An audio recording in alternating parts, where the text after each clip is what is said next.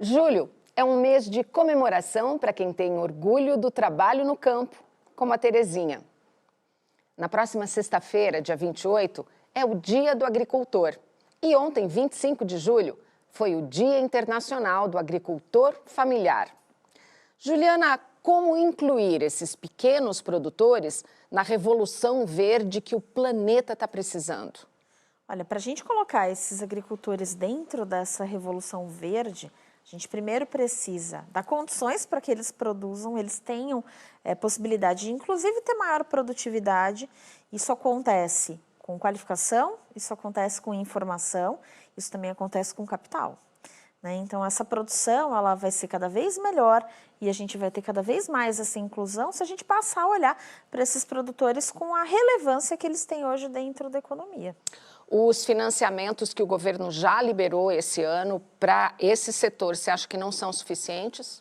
Eles são importantes, mas a gente tem que lembrar que esses produtores passaram por aumentos significativos de custo. Então, esses produtores, eles têm baixa garantia, muitas vezes, para esses financiamentos. Eles não conseguem dar grandes garantias, grandes colaterais. Isso torna também muito mais difícil o acesso a esse tipo de capital. Então, a gente precisa pensar em outras alternativas. O financiamento é o primeiro passo, mas a qualificação para utilizar a tecnologia de uma forma melhor, pensar em outras formas de produção e até para saber gerenciar esse recurso, para saber como é que esse produtor financeiramente se posiciona, é importantíssimo esse apoio. O governo precisa pensar em outras frentes. Você falou que está difícil e o nosso quadro aqui confirma isso, né? Com a redução das áreas da agricultura familiar. A agricultura familiar é uma agricultura que muitas vezes carece de investimentos, carece de maiores auxílios, mas ao mesmo tempo não tem tantas garantias, porque ela oscila muito, a produção muitas vezes oscila de acordo com o clima, com a chuva. São produtores, como a Terezinha mesmo mostra, que não têm exatamente os mesmos recursos que os grandes produtores que estão fora da esfera da agricultura familiar. Então, eles acabam ficando mais desprotegidos. Essa falta de proteção, ela se reflete, inclusive, nessa redução que a gente tem visto hoje. Não só pelo aumento da área produzida fora da agricultura familiar, mas também porque esses produtores muitas vezes carecem de um capital de giro, de algum tipo de garantia para a produção que eles não têm. E a gente vê aqui no quadro também que o pessoal ocupado na agricultura familiar caiu muito, né? A maior queda aqui, quase 18%. Para onde foram essas pessoas? É um novo êxodo rural? As pessoas, muitas vezes, nesses cenários, procuram as grandes cidades e vão trabalhar no comércio, no setor de serviços, que hoje é a maior parte da economia brasileira. A gente está falando aí de quase 60% do PIB no setor de serviços. Então, é onde você tem uma maior geração hoje de empregos. A gente também não pode esquecer que, no caso da agricultura, a tecnologia é muito positiva, mas ela também, de alguma forma, acaba poupando um pouco de mão de obra. Essa mão de obra acaba sendo realocada em outros setores. A gente viu que no mundo todo eles fornecem 8 em cada 10 alimentos que a gente, na nossa casa, consome. Se a agricultura familiar continuar nessa queda que a gente vê aqui, os grandes agricultores podem começar a se interessar em plantar comida para a gente comer em vez de para exportar?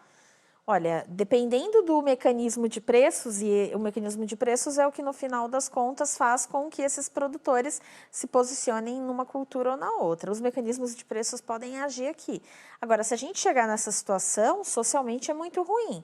A gente está falando de uma redução da disponibilidade de coisas básicas, o arroz, o feijão e outros tantos produtos que estão em cima da mesa do brasileiro. Isso vai fazer com que os preços aumentem, gera pressões inflacionárias que são muito ruins para a sociedade. Ou seja, temos que cuidar bem e dar condições para que a agricultura familiar continue existindo. Isso mesmo, a agricultura familiar ela precisa ser motivada, mas ela tem que ser motivada não porque falta emprego dentro das cidades ou porque outros setores não absorvem mais a mão de obra. Ela precisa ser motivada porque ela dá conta de uma produção essencial para a economia brasileira.